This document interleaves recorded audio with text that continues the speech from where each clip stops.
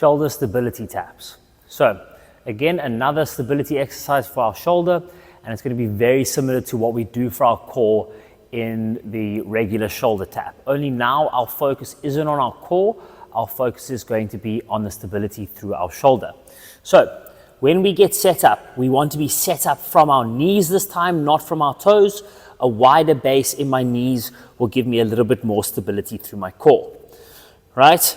When I set myself up, I want to make sure that my hips are fully extended and that my shoulder is over my hands, okay? Once I get set up in this position, I'm going to internally rotate my elbows, right? So I feel like I want to corkscrew my hands into the ground, but my hands stay pointing forward.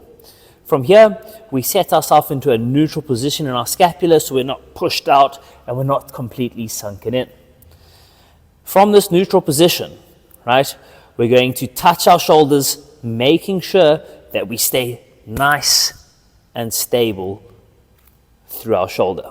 When you lift up, you want to lift up slowly and you don't want to just blast through it, otherwise you're not going to keep control.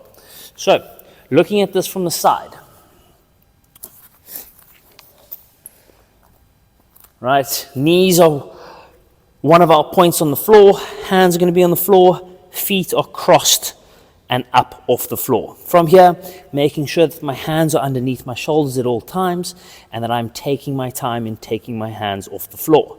So a big breath, brace my core, internally rotate my elbows, touch, nice and slow, moving with purpose, making sure that our shoulder is doing all the stability work that it can, and making sure that when we bring our hands back to the ground, we don't pace them in front.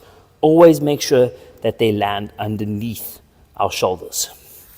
Again, with all of our stability exercises, you need to move slowly.